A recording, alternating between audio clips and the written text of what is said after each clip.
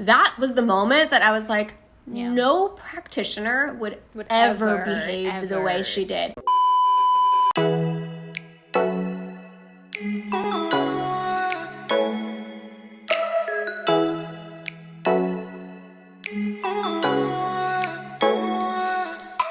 Hi y'all, we're Kelly and Julie and we're here to find love. Today we are doing another Bachelor recap. This time we are gonna kind of double click into episode 7 of Clayton's season, and specifically we're talking about that weird couples therapy date that the girls were forced to go on a group date. So if you want to see a full recap of episode 7, we're going to talk about the Sarah drama, Susie, Serene, everything that happened in the episode. Click on the video up above or down below in the description. We'll have it so you can go hear what we thought about the full episode. But we have to talk about this couples therapy thing because it was a doozy. If you're new here, hi, we are two dating coaches who love to analyze The Bachelor. We love going deep on frothy shit, and reality TV just kind of gets us going. So we get on here and we talk about it. So this conversation, we're going to be talking about couples therapy. This is a subject that's really near and dear to our hearts as people who are kind of in the relationship wellness space and people who are practitioners and work with couples. We're not therapists, but this is something that is important to us. We're going to have a conversation about what we saw on this show versus what happens in real life. So anyways, if you are interested in this type of conversation, this type of analysis of The Bachelor, of reality TV, make sure you hit that subscribe button. We're having conversations like this all the time on this channel, and we would love to have you be a part of them. And as you're listening, leave some comments down below. We'd love to hear your thoughts, your experiences with couples therapy, what you think about how The Bachelor portrayed couples therapy, and what you think of this conversation. And with that, let's get into it. So on this date, basically 5 of the girls went on a group date and they were surprised with a couples therapy session. They arrived at the date, a psychoanalyst appeared and was like, now you're all gonna go do individual couples therapy sessions with Clayton. Good luck! And there were so many issues with the way this went down. But Julie, let me kick it to you. What did you think about this scene and what was going on in these sessions? I think of couples therapy, this is a mutual consensual decision that you opt into. They didn't have the opportunity for that, and it felt a little bit like they were getting called to the principal's office almost, and they were getting graded and scored based on their vulnerability. And it took this couples therapy format, which is a very beautiful process for people to take in. It's not intimidating. It's just a space to share and openly air, all of your feelings with someone being there to facilitate the conversation if you get stuck in these outdated thinking patterns, right? That's simply all it is. For the show to not really be able to portray honestly was so problematic for me because, as you know, Kelly, we've been talking on the show about how we think having a therapist would be so crucial to the success of the couple. We're always fighting for it. So when I saw it, at first I was like, is this good? Is this gonna be a good way for the show to therapy? Great. Yes. I was like, this could be fun. I was like, this is a good idea, I think. Let's wait to see how the episode progresses. And as soon as I just kind of saw how it was being handled, it became really gimmicky. It became very gamified. Genevieve's worst nightmare came true. I'm jumping ahead a little bit, but for her to feel so unsafe opening up, and then for her to open up and give to Clayton, it feels like it's not enough, but to Genevieve, it's a lot. It's a lot for her to tell him, I'm scared of letting my walls down and I need time. And then he's like, well, I'm sending you home. That's the worst case scenario to happen. So I just as the date was going on, I just really, I don't know. I just hated the way that they framed it, and they made it seem so intimidating. And it did feel like all of the girls were walking into this performance aspect to it, and they had to excel. And you don't excel at couples therapy. You can't win at couples therapy. Yeah, those are such good observations. I love what you said about the consent aspect of it. Therapy does not work non-consensually. If you're ambushed with therapy or thrown into a session that you don't actually want to be in, or that you have not opted into and you don't personally either believe in it, or you don't personally feel like you need it, or you don't personally want to engage, it won't work. And so for them to kind of create this weird ambush therapy kind of date and act like this is what couples therapy is, and then be surprised when all of the women are kind of like like a little bit nervous and don't really know what to say. Or I mean, even what happened with Sarah, which is, it seems like, I guess the therapist was saying that Sarah was being performative on her date, which I have all kinds of thoughts about that. But like, Yeah. even that, it's like, well, she's not in a normal couples therapy session. She's on a couples therapy session that's being televised on national TV. Like, it's not the same as when you were in a session with a therapist. It is confidential what's being said between the two of you, and it is something that is, you know, you two are able to go in deep and feel like this is a safe environment for you to unpack how you're feeling and to share honestly what's going on. And so to have this weird environment where instead of feeling like it's safe for me to show my deepest flaws, we have this environment where, one, it's kind of like you either are going to pass or fail the test of being vulnerable. Like, that's making it into a test is the antithesis of encouraging vulnerability. Because when you realize that you're being tested on how well you can kind of perform in this situation, or how much the therapist is going to like you, then it's no longer therapy. It's just like a weird, like, let me see if the doctor will approve of my relationship thing. And that is not what couples therapy is about. Couples therapy is about a couple wanting to come together and learn how to communicate better, or, you know, connect more about whatever values or issues or lifestyle things that they're trying to like connect more on or get on the same page on. Getting help for your mental health in general. There's so much stigma around that. And then couples therapy in particular also has its own kind of like stereotypes and stigma around it. It's like, you go to couples therapy when everything's falling apart. You go to couples therapy if something is wrong with you. You go to couples therapy and, like, you know, because your relationship is on the brink, and, you know, the therapist is going to tell you if you're broken or not broken, or if you should break up or not break up. That is not what happens at couples therapy. And it felt like, instead of, you know, introducing, like you said, Julie, like, let's introduce like this therapy aspect of it to help the contestants heal and get better at communicating with each other. Instead of introducing it in that way, it introduced almost like this gimmicky version of therapy that's not at all realistic to what therapy is actually like in real life, and not at all realistic to what couples therapy is like in real life. So I was just kind of disappointed, honestly, to see the way this date was structured. You know?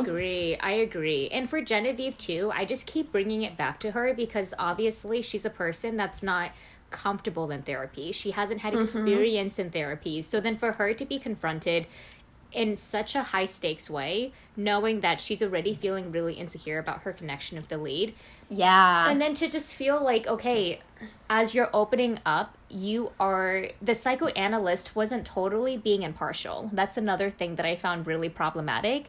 She wasn't just sitting in her chair facilitating openness. She was sitting in her chair and playing into that narrative of like, let me get into Clayton's head. I just hated that extra filter of judgment that was coming through. I hated how the show presented it, and I hated how Genevieve was sent home because of it. That's so traumatizing. Right.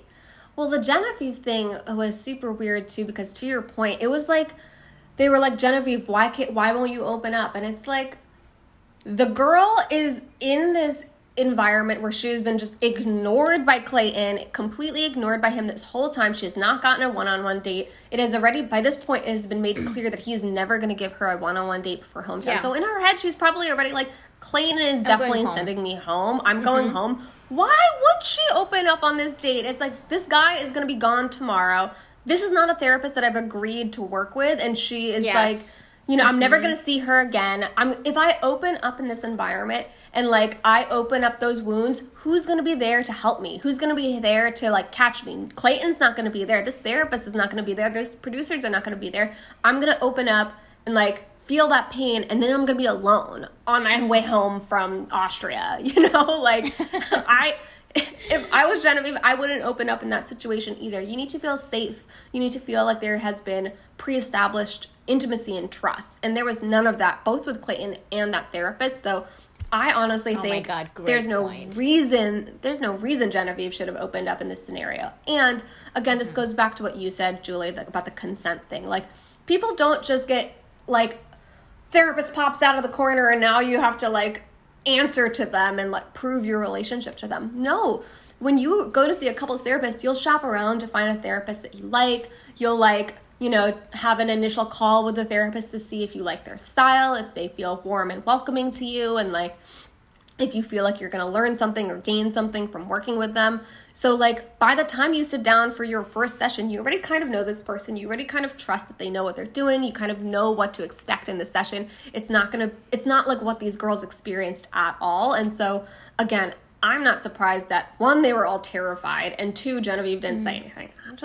I think it was like a fake-o therapy situation. Yes, dude. And it's like the therapist wasn't a safe person. Like, I think not at all. She did represent she represents that trope that people may believe about couples therapy, which is that one person is wrong and one person is right, and the therapist will take the person who's right side. That's not the case. Like, a good couples therapist is a person that is able to objectively see both partners and see areas of improvement and help each person communicate those things. There's no skin in the game. There's no like judgment. There's no person being like, okay, if I'm in couples therapy, the partner is wrong and I need to convince the partner about how wrong they are. And the couples therapy is going to help me with that conversation. It's so unfortunate how the Bachelor show framed it as such. And then for Clayton I felt like he was kind of like in on it a little bit. Like, let's smoke out the fakes almost. And that's not couples therapy. Well, that's not couples therapy. I'm glad you brought that up, because the other thing too that to me signaled how insincere this attempt at couples therapy was in this scenario, in this date, was, when at the end the therapist said to the group, she was like, one person here was like being performative and not genuine, and Clayton was like, oh my God, I was so shocked and blindsided by that. That was the moment that I was like, no practitioner would ever behave the way she did. If she observed something there was like maybe an underlying issue between a couple during the session, Sarah, like, you are expressing a lot of emotions, and where are those coming from, and like, I don't know, ask questions that will help kind of unveil, if she's feeling like she has to perform a certain emotion or whatever. Ask questions to help Sarah get to her authentic truth, or ask questions to help the couple kind of realize like, oh, they're not being super genuine with each other, rather than like, oh, I see that these two are lying to each other, let me just like keep that information to myself, like, and then drop this bomb at the end of like in front of all of these other strangers, like, I mean, all of these other people, like in this group situation. Like, no practitioner would ever do that, ever behave that way. Like, to me, that was the part of it that made me realize like, oh, like this whole thing is just, I mean, likely it was like producer influenced, in the sense that, I mean, I don't know anything about that therapist. I don't know if maybe she was like a bad therapist or a fake therapist or whatever, but also it's like very well possible that the producers told her like, hey, like, we need you to like pull out something negative to say at the end when we close out this segment. So like pull out a negative observation. Like, I don't know what it was, but like a therapist would never occur to a practitioner naturally to behave the way that practitioner behaved. And so, and to like call out one of her clients like that in front of a group outside of this session, that was just Agreed. super not how therapy works. No, because didn't it become a situation where it was like, you have a mole hiding in your midst, you guys better figure it out? Because she didn't even point to Sarah specifically, so it created this air of distrust. If she did feel like Sarah was coming across as forced, which, to be honest, if I was in that situation, I would do the exact same thing that Sarah did. If she's used to therapy, why wouldn't she use that to her advantage? Why wouldn't she start to kind of like kiss up to the therapist and kind of like say all of the things that you're supposed to say, because you're only doing it for like however long they were supposed to do it for. So I do wish that the therapist was able to kind of like in that conversation to say, Clayton and Sarah, I'm noticing that maybe there are some things you guys aren't addressing. You guys should talk about it. And then Clayton could have raised those concerns to the other woman. Like, are you guys noticing anything in the house outside of like basically the psychological witch hunt that he did go on? Yeah. And then all of the girls were kind of like then airing these grievances that just kind of seemed to me out of nowhere. We'll address it in the other video. Yeah. But that I felt like that therapy session made everything just so high stakes, and it was so against how real couples therapy should work, and I hate that the show framed it that way. Right. It was like the therapy sessions like made all the problems worse instead of making them better. And that is just, that, again, unless you go to a bad practitioner or like a fake practitioner, like that's not how these sessions work. The sessions are not supposed to stir up drama. They're supposed to identify any issues and help the couple work through them together, not pit them against each other or like pit the couple against the practitioner, like, oh, the couple needs to perform for the practitioner or something like that. Like the fact that was even the vibe, it just, again, I just feel like it really contributed to a lot of misunderstandings about couples therapy and how couples therapy works. And to your point, Julie, it was kind of like even when Sarah was kind of saying like, oh, like I love therapy, I, go to therapy, in my personal life I have, I see a therapist. Like they kind of tried to frame, like the show tried to frame that as like, oh, what a weirdo, she likes therapy. Like they tried to, it's like you're simultaneously sending these women to therapy sessions while also making fun of therapy. It's like clearly this was not well intentioned at all. This was a look how weird therapy is date, not a let's see how therapy is going to help you date. And so like the fact that Sarah's comfort and familiarity with therapy was treated the way that it was, to me kind of shows the hand of the producers and shows the hand even of the therapist. If the thing that she was saying was performative about Sarah was that Sarah said that she liked therapy, it's like, I don't know, lady, like if you've never had a client who feels like they have benefited from therapy, that might be a you problem and not like a problem with your clients. Because, in theory, like, not that therapy is fun, but in theory you're gaining a lot from it. You're getting benefits from it. You're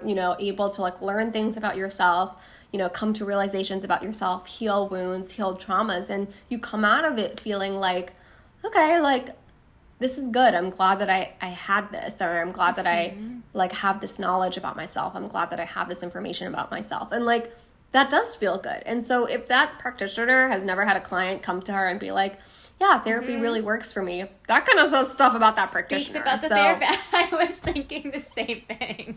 And it's like, if the show really wanted to like have a positive representation of it, have confidential couple therapy sessions, have each of the, like, especially as the lead is getting closer with his top 6 or whatever, let them have private conversations off camera for maybe 15 or 30 minutes or something, where they just get to talk about their feelings openly. That would facilitate so much closeness, and it would happen over a period of time, because couples therapy, I think there's like this prescriptive element that people get mistaken. If you go to it once, that means you're fixed. It's like going to the gym.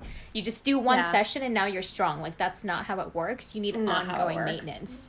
Like if they feel like they really want it to be like filmed, like if they want to do couples therapy sessions with the contestants and have it be part of the show, like I think that's fine, but the contestants need to consent to it. They have to know that this is what they're getting into. And so I think having it be like something that they're being forced into without like being able to think about whether or not they want to go to couples therapy or know anything about couples therapy. Like they didn't know, like I'm sure most of those people like didn't know diddly squat about couples therapy, other than I guess like Sarah and Gabby both have talked about the fact that they've been to therapy, but I don't think that means that they've gone to couples therapy. And having people opt in is so important. You can't force change on people or force healing on people that aren't open to it. And those people were not open to it. They were scared going into those sessions. And that's how you know that's something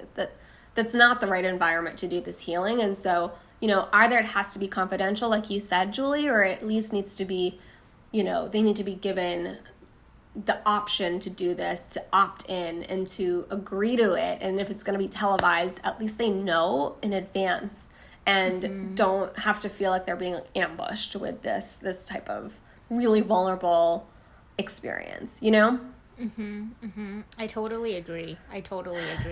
I wish that they were able to kind of like maybe have different options for therapists instead of just having that one woman, because like you said, like when you shop around, there are some therapists that you don't feel safe with. Maybe you prefer a woman over a man.